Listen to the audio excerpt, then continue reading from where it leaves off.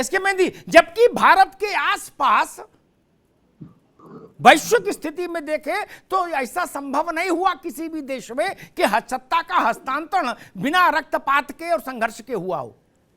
तो भारत का इतना बड़ा तो ट्रैक रिकॉर्ड है एसके मेहंदी।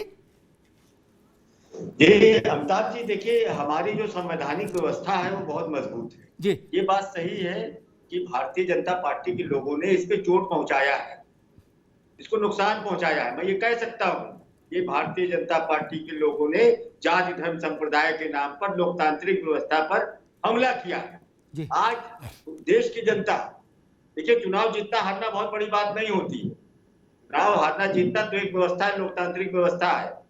कोई कुछ कह के कोई कुछ कह के चुनाव जीत जाता हार जाता, वो अपना अलग विषय। मैं इन सब बातों में आज भारतीय जनता पार्टी के लोग लोकतांत्रिक व्यवस्था और अमिताभ जी मैं जवाब दूंगा छोटा सा। अरे जी, अगर आप पूर्व में भारतीय जनता पार्टी के लोगों की, भारत जब देश संघर्ष कर रहा था आजादी के लिए, तो उसमें क्या भूमिका थी भारतीय जनता पार्टी के लोगों की, नागपुर की क्या भूमिका थी? ठीक। आज वो राष्ट्रवाद का हमें सर्टिफिकेट देने की बात करते हैं। ठीक है। आज देश का जो लोकतंत्र मजबूत हुआ है, ये देश का लोकतंत्र जितने भी प्रतिभावान किस्म के हमारे नेता गुजरे हैं, उन सारे लोगों का प्रयास। ठीक है, इसके में ठीक। अरे आगे आपकी क्या रुक जा एक मिनट। ठीक, मैं 30 सेकंड में आप बोलो भैया, बोलो।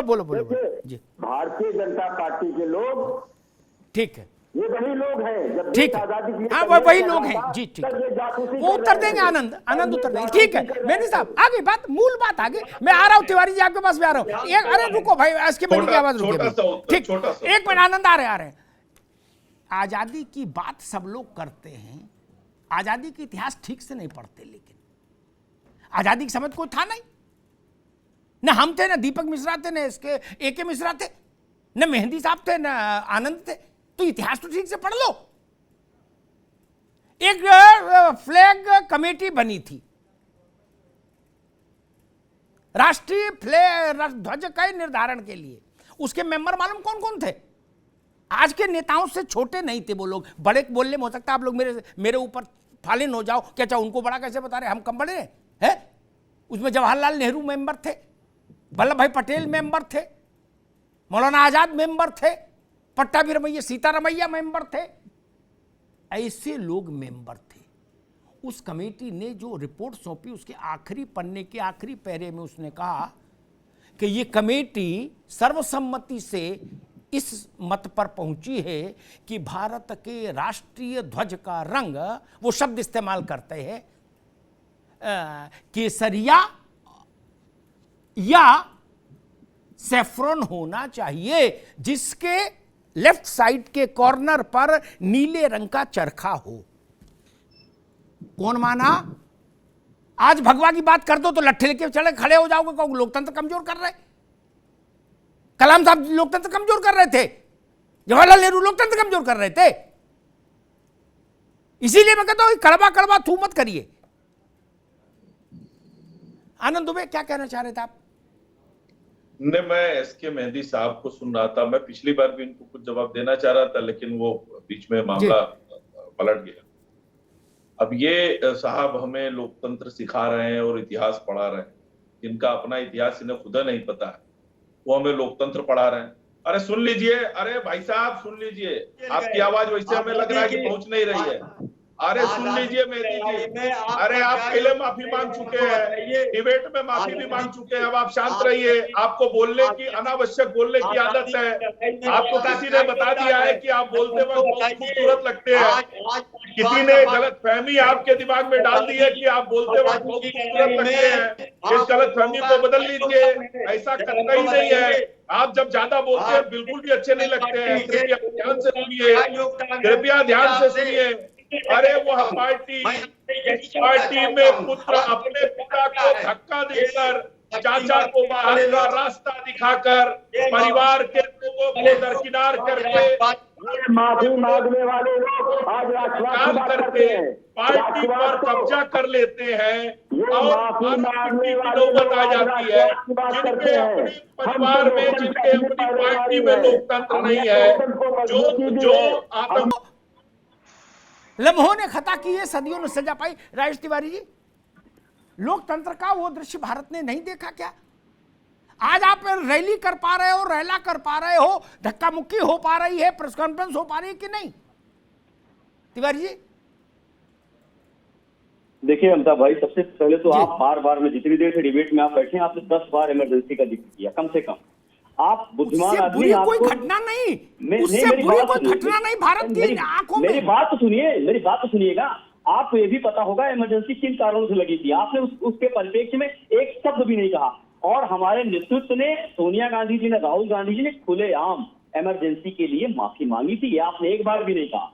अगर कोई घटना हो जाती है और अब हम उसके लिए माफी मांगते हैं तो उसके बाद आज कुछ नहीं होगा। और इमरजेंसी इन संघियों के कारण लगी थी, तब ये देश तोड़ने में लगे थे। जब इंदिरा गांधी को राह ने बताया कि संघी अंग्रेजों, ये संघी जो है देश तोड़ने में लगे हैं। जयप्रकाश जी संघी थे, जयप्रकाश जी संघी थे, चंद्रशेखर संघी थे। जयप्रकाश जी भी तो संघ का समर्थन कर रहे थे। और कभी एक दिन डिबेट रख लीजिए सिर्फ इमरजेंसी पे। आप मेरी बात सुनिए, जयप्रकाश पे हजार संघी कुर्बान। अरे मेरी बात सुनिए अपना, एक गांधी पे 100 कांग्रेस कुर्बान, एक लोहिया पे 1000 सपा प्रस्ताव कुर्बान। दीपक भाई, अभी आप दीपक भाई जयप्रकाश नारायण जी का नाम ले रहे हैं। दीपक भाई आप मेरी बात सुनिए। किसी दिन इमरजेंसी पे डिबेट रखिए भाई, मैं तथ्यों के साथ आऊंगा। बात सुनिए, आप जो कहना चाह रहे हैं बार बार, हमने उसके लिए माफी मांगी। दीपक भाई, आप भी मुझे लगता है कि शिवपाल जी जब योगी जी से मिल रहे हैं तो आपकी भाषा भी विद्वान शहर के प्रवक्ता की हो गई है।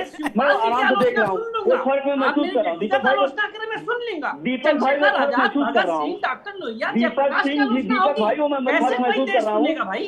योगी फैक्टर आप हावी हो रहा है, बताएंगे अमिताभ जी। कुर्बान एक जयप्रकाश पर।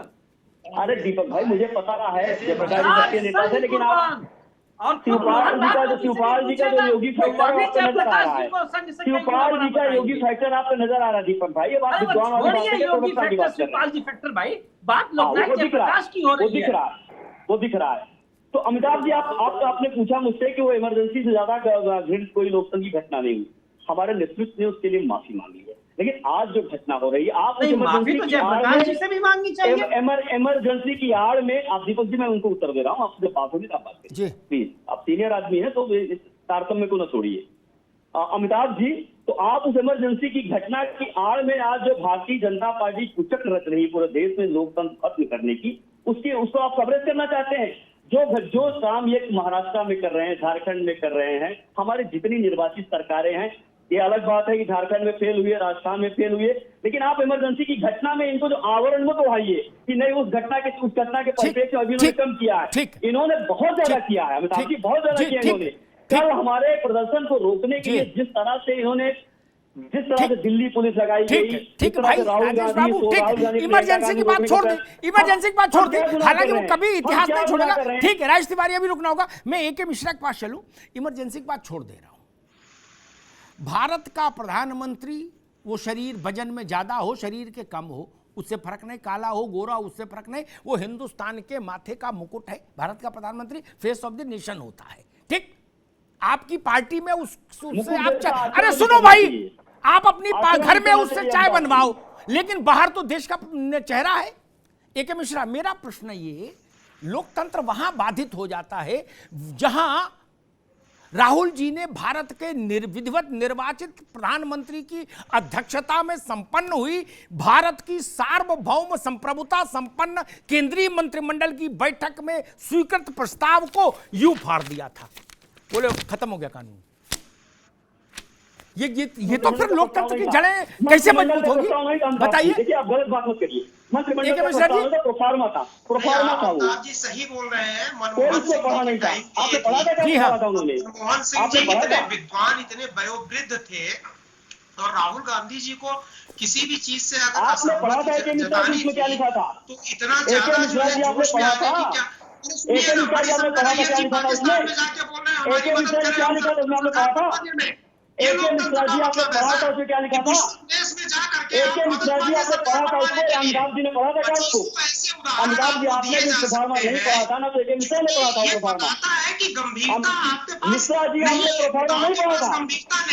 आप देखिए मिश्रा जी, भाजपा के प्रवक्ता करा मत करिए, आपने प्रोफार्मा पढ़ा था क्या? आपने प्रोफार्मा पढ़ा था? जाके ये बोलने की जरूरत है कि आप हमारी पाकिस्तान के प्रतिनिधि मंडल को पठानकोट में कौन लाता है तो विजिट कराने? किस मुंह से बात कर रहे हो आप व्यक्ति की? किसको ने कहा? आपको फॉलो करा था? और पाकिस्तान आपको फॉलो करा था? एके मिश्रा जी, आप राजनीतिक विश्लेषक अपने आप को हटाइए।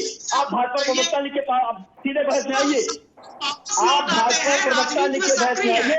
ये राजनीतिक विश्लेषक नहीं किया, राजनीतिक विश्लेषक नहीं किया। आप भाजपा प्रवक्ता लिख के आइए, बात करिए। के नारे लग रहे हैं, कैसा आप क्या बात कर रहे हैं? इससे लोकतंत्र में स्वच्छंदता की इससे ज्यादा जितनी स्वच्छंदता हर ईडी लगा के सरकारें गिरा रहे हैं आप, ईडी लगा के सरकारें गिरा रहे हैं आप, पूरा देश देख रहा है। आप लोकतंत्र की दुहाई दे रहे हैं, कुछ कर नहीं आती इस तरह बातें करते हुए। पूरा देश देख रहा है ईडी किस तरह सरकारें गिरा रही है। मिश्रा जी, ये राजनीतिक विश्लेषक ठीक है मिश्रा जी, ठीक है। एक बार राइट तिवारी रुकिए, मिश्रा जी आगे बात, रुकिए भाई, रुकिए, अरे रुकिए।